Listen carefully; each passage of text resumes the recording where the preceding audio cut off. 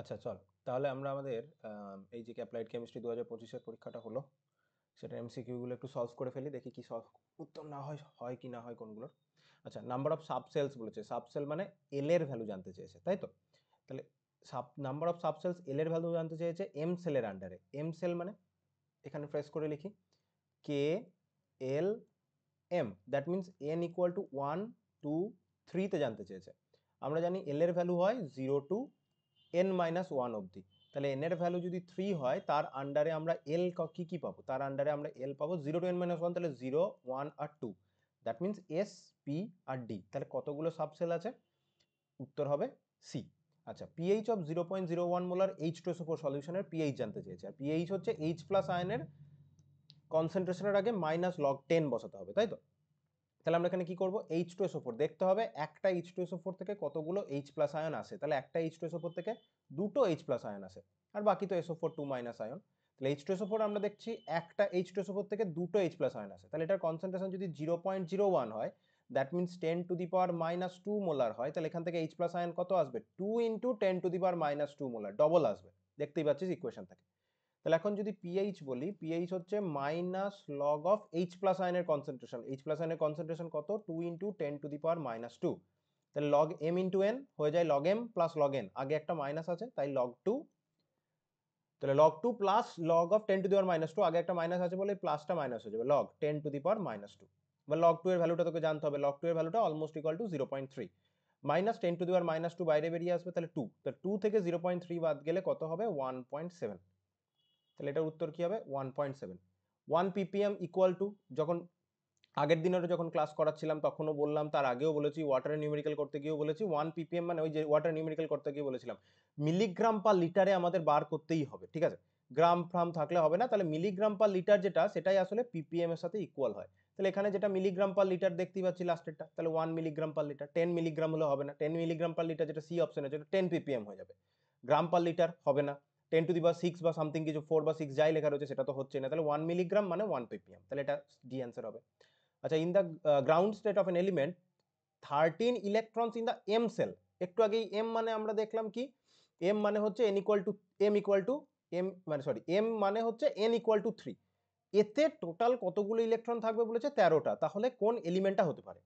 এবার এম সেলে 13টা ইলেকট্রন আছে, তার আগে আমাকে দেখে নিতে হবে এম এর আন্ডারে কে কে আছে, এস পি এবং ডি। তাহলে 3 এর আন্ডারে এস পি ডি এখানেই ক্যালকুলেট হয়ে যাবে, তার মানে তোর কাছে 3s আছে, 2টা পরে লিখছি, 3s আছে, 3p আছে এবং 3d আছে, তিনটেই অ্যাভেলেবেল। 13টা ইলেকট্রন আছে বলছে। তাহলে 3s2 হলো, 3s এ তো দুটোই ম্যাক্সিমাম ধরে, এখানে ধরে নিলাম 6টা, ধরে নিলাম কি 6টাই ম্যাক্সিমাম ধরে পিতে, তাহলে 3p6, তাহলে 8টা হলো। আর কটা থাকছে? 5টা। এটা হচ্ছে ব্যাপার। এবার আমরা কি জানি, 3d ফিল আপ হওয়ার আগে, তাহলে অরিজিনাল কনফিগারেশনটা কি হতে পারে? কি 3d ফিল আপ হওয়ার আগে আসলে 4s ফিল আপ হয়, তাই তো? তাহলে মেন কনফিগারেশনটা হয়েছে কি, 3s2 ফিল আপ হয়েছে, 3p6 হয়েছে, তারপরে 4s ফিল আপ হয়েছে, তাহলে 4s2 হয়, তারপরে 3d হয়। আউটবাউ প্রিন্সিপাল আমরা খুব ভালো করেই জানি। ডিতে এখনো 5টা ইলেকট্রন ধরার জায়গা রয়েছে, কিন্তু 13টাতেই শেষ হবে বলেছে, মানে আরো জায়গা রয়েছে কিন্তু লাস্টে 13টাই আছে, তাহলে এটাই তার ভ্যালেন্স সেল, এরপরে আর ইলেকট্রন নেই, এতটাই। আচ্ছা, তাহলে এই কনফিগারেশনটাকে আমি যদি কমপ্লিট করি তাহলে কি দাঁড়ায়? দাঁড়ায় 1s2, 2s2, 2p6, 3s2, 3p6 পর্যন্ত হলো। তারপরে 3p6 ফিল আপ হওয়ার পর কে ফিল আপ হয়? 3p ফিল আপ হওয়ার কে ফিল আপ হয়? 4s2। তারপরে 3d5। এবার যদি ডি গুলোকে আমি এক জায়গায় লিখি, তারপরে 4sটাকে লিখি, তাহলে আমরা লিখবো এরকম 3d5 4s2। এবার তুই দেখবি, আচ্ছা এটা কে? 25টা ইলেকট্রন, তাহলে 25টা ইলেকট্রন কার রয়েছে? ম্যাঙ্গানিজের। এবার প্রবলেমটা কি হয়েছে, এখানে তো ম্যাঙ্গানিজ কোথাও দেওয়া নেই, তাহলে কি হবে? যেটা তুই মিস করে গেছিস সেটা হচ্ছে আউটবাউ প্রিন্সিপালের ভায়োলেশন যে করে, ক্রোমিয়াম 24। ক্রোমিয়ামের কনফিগারেশনটা কি হয়? ক্রোমিয়ামের হওয়া উচিত কি ছিল? এটাকেই আমি কপি পেস্ট করে বসাই। ক্রোমিয়ামেরটা হওয়া উচিত ছিল 1s2, 2s2, 2p6, 3s2, 3p6, তারপরে 4s2, 3d4 হওয়া উচিত ছিল, কিন্তু আমরা কি জেনেছি, হাফ ফিল কনফিগারেশন করার জন্য 4s এ একটা ইলেকট্রন ঢোকে, দুটো ইলেকট্রন হয় না, এবং 3d তে 4টে না হয়ে 5টা হয়, এবং এটা 4s1 হয়ে যায়। তাহলে ম্যাঙ্গানিজ এরও m ইকুয়াল টু, এম সেলে এম ইকুয়াল টু বলছি, এম মানে তো তোর এন ইকুয়াল টু 3, তাহলে এন ইকুয়াল টু 3 বা এম সেলে 13টা আছে, এবং এম সেলে 13টা আছে এরকম আরেকজনও রয়েছে, সেটা হচ্ছে ক্রোমিয়াম। তাহলে ম্যাঙ্গানিজ থাকলে ম্যাঙ্গানিজ হতে পারতো, ম্যাঙ্গানিজ যেহেতু নেই, ক্রোমিয়াম আছে, তাই ক্রোমিয়াম উত্তর হবে। ম্যাঙ্গানিজ আর ক্রোমিয়ামের মধ্যে ডিফারেন্স কোথায়? 4 এর এসে ডিফারেন্সটা। তাহলে এটার উত্তর কি হবে? এটার উত্তর হবে ক্রোমিয়াম। ঠিক আছে? আচ্ছা, ডিস্টিল ওয়াটারে কোনো ধরনের আয়ন থাকবে না। আসলে ডিস্টিল ওয়াটার কি হয়? জলকে ভেপারাইজ করা হয়। জলকে ভেপারাইজ করলে শুধু ওয়াটার মলিকিউল উপরে গেল, দিয়ে সেটাকে কনডেন্স করে নিলাম, তাহলে পিওর ওয়াটার পেলাম। তাহলে ওখানে জলের যে দুটো আয়ন H+ আর OH- সেই দুটো ছাড়া কিছুই থাকবে না। Then which of the following which element is not suitable to form hydrogen bonding? সাধারণত আগের দিনই বললাম, হাইড্রোজেনের সাথে ফ্লুরিন, হাইড্রোজেনের সাথে অক্সিজেন এবং হাইড্রোজেনের সাথে নাইট্রোজেন এরা বন্ডেড থাকলে হবে। এবং বলেছিলাম হাইড্রোজেনের সাথে ক্লোরিন বন্ড থাকলে কিন্তু ডাইপোল ডাইপোল ইন্টারাকশন হবে, হাইড্রোজেন বন্ড হবে না।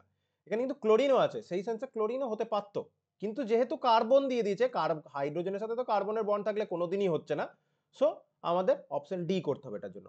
ফোর্থ ফ্লোরেশন পদ্ধতি, যখন আমি ইঞ্জিনিয়ারিং মেটেরিয়ালস পড়াচ্ছিলাম তখন বলেছিলাম, মানে ইন জেনারেল আমাদের যে এক্সট্রাকশন পদ্ধতির যে ওভারঅল আউটলাইনটা, এই যে 4টে প্রসেস, সেটা পড়াতে গিয়ে যখন আমরা দেখছিলাম যে কনসেন্ট্রেশন অফ দ্য ওর হচ্ছিল, সেখানে ফোর্থ ফ্লোরেশন বলে একটা পদ্ধতি ছিল, এবং বলেছিলাম এখানে সালফাইড ওরগুলোকেই আমরা বেশি করে বিবেচনা করি।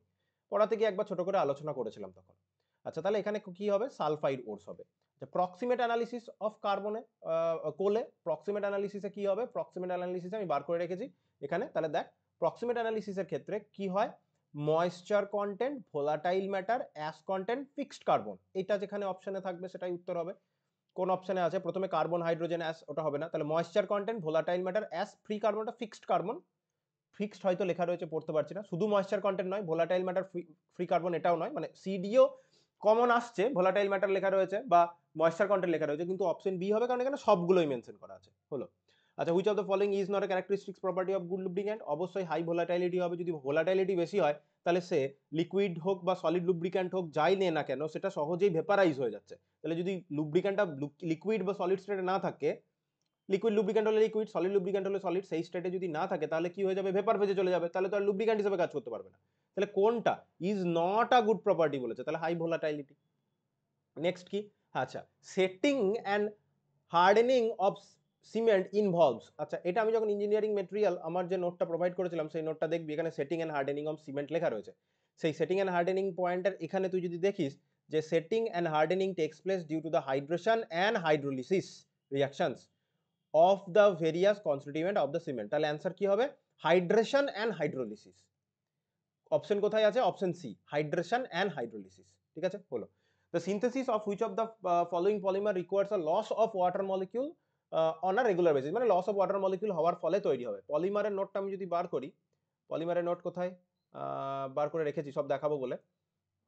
পলিমারের নোট, হ্যাঁ, নাইলন 66, যদি আমি পলিঅ্যামাইডস দেখি, CONH2 লিঙ্কেজ, এই CONH2 লিঙ্কেজটা কি করে তৈরি হচ্ছে? একটা অ্যামিন রয়েছে, অ্যামিনের NH2 পার্ট, আর একটা অ্যাসিড রয়েছে, সেই অ্যাসিডের COOH পার্ট। এরা একে অপরের ক্লোজ এসে কি হয়? কনডেন্স হয় ওখানে। তাহলে যদি আমি ওইটুকু পার্টের রিয়াকশন দেখি, এদিকে কার্বনের চেন আছে NH2, এইদিকে COOH এর OH, C double bond O এ তার পার্ট রয়েছে।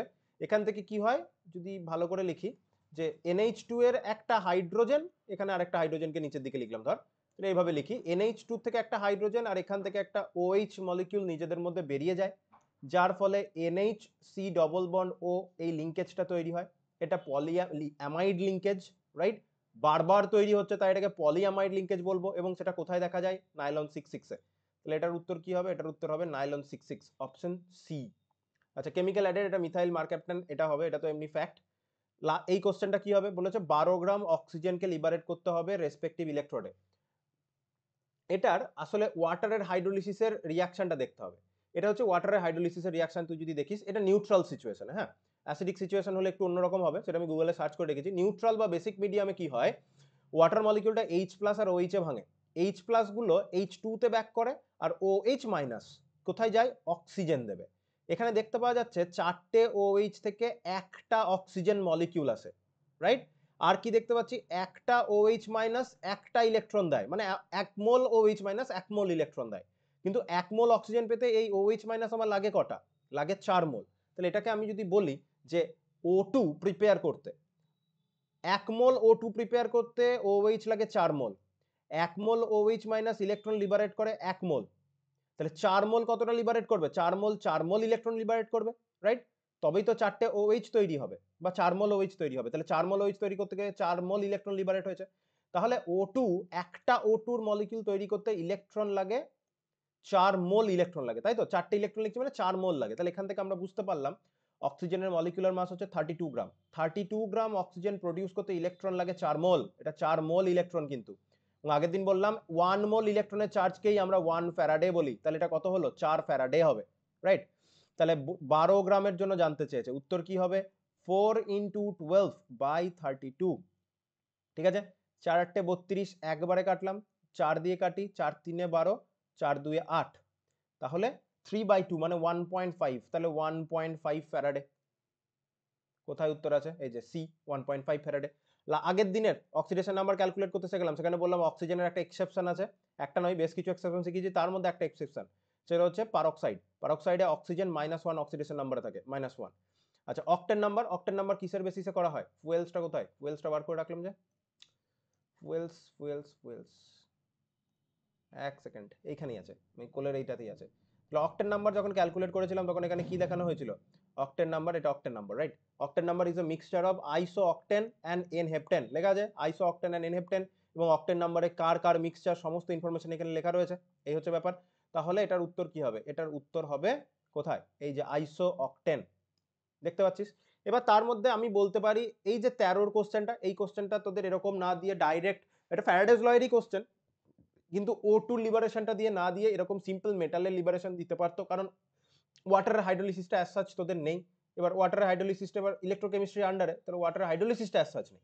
এবার যেটা বলছিলাম, নিউট্রাল মিডিয়ামে বা অ্যালকালাইন মিডিয়ামে হলে আমি যেটা নোটে দেখালাম সেটা, আর অ্যাসিডিক মিডিয়াম হলে এই রিঅ্যাকশনটা হয়। কিন্তু যাই হোক না কেন, 1 মোল অক্সিজেন প্রডিউস করতে, 1 মোল অক্সিজেন প্রডিউস করতে তোর সেই 4 মোল ইলেকট্রনের ব্যাপার, মানে 4 ফ্যারাড, আর 1 মোল অক্সিজেন মানে 32 গ্রাম, কারণ 16 এর ডবল, তাহলে 12 গ্রামের জন্য 1.5 মোল মতো, 1.5 মোল ইলেকট্রন লাগছে, রাইট? সো এইটাই বলার। তো সেই হিসাবে কোশ্চেনটা হচ্ছে যে একটা দুটো কোশ্চেন তুই হয়তো করতে পারলি না, যে কতগুলো কোশ্চেন আছে? 15টা। 15টার মধ্যে 15টা লেটস আমি ধরে নিলাম 15টার 15টাই করতে পারি, নিলে ধর এই 13টা করতে পারলি না, 13টা করতে পারলি না, বা তুই জানিস না এই ওয়াটার লিবারেট হচ্ছে কার কাছ থেকে, বা বা লিকেজ প্রুফের জন্য কি ইউজ করা হয়, এরকম করে আমি তোর বাফার হিসাবে আমি ধরে নিলাম তুই 4টে কি 5টা করতে পারলি না। ওই 4টে 5টা আমি যদি ছেড়ে দিই, সেই 4টে 5টা ছাড়ার পরে যে 10টা কোশ্চেন পড়ে থাকছে 15টার মধ্যে, সেই 15টার মধ্যে কিন্তু 10টা কোশ্চেন অবশ্যই করতে পারা উচিত, খুব সিচুয়েশন খারাপ হলেও। ঠিক আছে, ধরে নাও সেটলিংটা তুই জানিস না, বা ওয়াটার কোথায় লিবারেট হচ্ছে পারলি না, বা তুই O2 লিবারেশনটা পারলি না, কিন্তু এর আগের পেজে যে নিউমেরিক্যাল গুলো রয়েছে, এই নিউমেরিক্যাল গুলো কিন্তু একদম জানা নিউমেরিক্যালের আন্ডারই পড়ছে, করতে পারা কিন্তু উচিত। সেই জন্য আমি 4টে 5টা কোশ্চেনে, মানে এর আগে যতগুলো কোশ্চেন আমি দেখবি 21 সাল থেকে, তার মধ্যে এবছরে তোদের কোশ্চেনটা বাকি সালগুলোর থেকে স্ট্যান্ডার্ড, একটু কঠিন সেই রেসপেক্টে, কিন্তু এমনও কঠিন নয় যে এখানে কত মার্কসের কোশ্চেন পেপার, এটা 60 মার্কসের কোশ্চেন, তুই 60 মার্কসের মধ্যে তুই 45 বা 50 মার্কস মতো অ্যান্সার করতে পারবি না, এরকম কিন্তু হবে না। মানে 40 প্লাস, 45 প্লাস আরামসে অ্যান্সার করা যায়, একটু ভালো করে যে পড়বে সে 55 আরামসে অ্যান্সার করতে পারবে।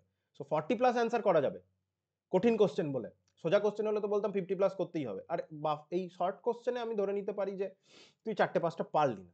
বড় কোশ্চেনেও হয়তো কোনো একটা সেটে গেলি, কোনো একটা সেটে হয়তো তুই একটা 3 পারলি না, অন্য কোনো একটা সেটে হয়তো 2 পারলি না, এরকম করে আমি যদি আরো 10 নাম্বার ছেড়ে দিই, মানে 15 নাম্বার আমি যদি ছেড়ে দিই, তাতেও তোর কাছে 45 মার্কস থাকে। আরো তোকে যদি ছেড়ে দিই 20 মার্কসও আমি যদি ছেড়ে দিই, তাহলে 40 মার্কস তো খুব সুন্দরভাবে অ্যান্সার করা যায়। যেমন এখানে একটা আমি কোশ্চেন দেখলাম যে NH4 প্লাসটা তোদের সিলেবাসে মেনশন করা নেই, তো NH4 প্লাসটা দিয়ে দিয়েছে। এবার এটা কি হয়, নাইট্রোজেনের যে লোন পেয়ারটা দেখেছিলাম NH3, এই লোন পেয়ারটা H প্লাস আয়নকে অ্যাকসেপ্ট করে নেয় সলিউশন থেকে, দিয়ে এটা NH4 প্লাস হয়ে যায়।